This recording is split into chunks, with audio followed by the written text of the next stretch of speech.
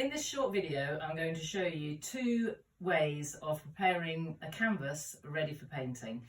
When I say two ways, I've got two canvases. I've got this one here, which is a hand-stretched homemade canvas, and then I've also got here a bought canvas, and I'm going to show you the different sort of approaches to each canvas. So starting with the homemade hand-stretched canvas, see another video to see how I've actually got to this stage.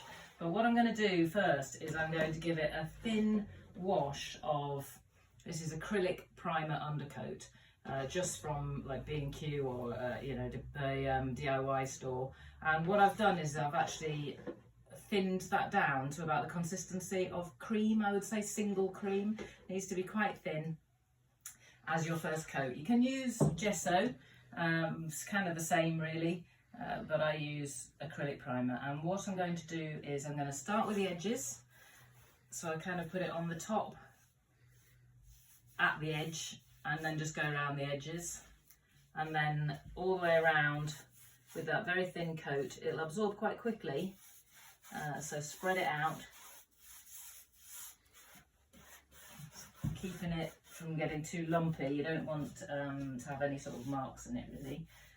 If you want marks in your painting, you can do that later, but for this you need it to be reasonably smooth. So I've kind of gone just on the corners, as in this corner here, the top and the side, just to get that, so I don't end up with a ridge on the top. You see I've got these balanced on wooden pieces, so I can get right into the edges without getting it all over the table. And then this will also help it from stopping it from sticking. So you can see just. And what I'll do is when this dries, which will be at least 4 hours in between coats, I will then add, the next coat will be slightly thicker, and I will have sanded it down in between coats, and I'll aim for at least 3 coats, sometimes 4. And what I'm doing is, whilst I want to kind of retain the quality of the canvas, the kind of look of the canvas, I don't want it to be all rough and horrible. It needs to have a kind of smoothness so that my paint over the top has the right kind of consistency. I've got a couple of lumps of the paint in there. I'm just going to take those out. Can you hear that as well? That's gone really tight now that I've added that paint. So that's that. I'll leave that to dry, and I'll go back and I'll paint it with a slightly thicker consistency of paint. I'm just going to go around those edges and make sure I haven't got any dribbles.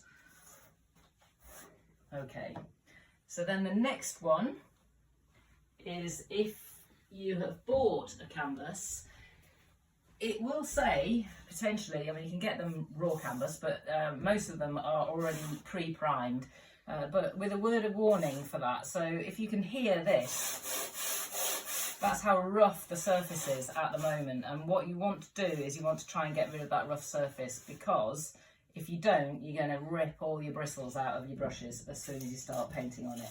So I'm literally just going to sand it down.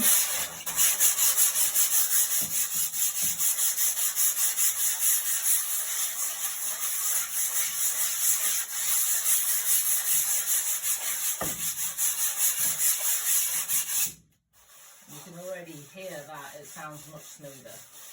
But what I'm going to do is I'm also going to give it a coat of primer again. That's still a little bit rough. And that is because I want it slightly smoother. That's still quite rough, that edge. But also because for what I'm going to do, I'm painting a winter landscape, which is an online course that I've got running, starts Wednesday the 2nd of October. Sign up to my website and check it out if you're interested in coming to that. And I want a coloured ground on my canvas. So I have just literally got the same paint that I used a minute ago, and I've added some blue acrylic paint to it, just to give it like colour. And this is slightly thicker, not too much, but slightly thicker than the one I used before. And those edges.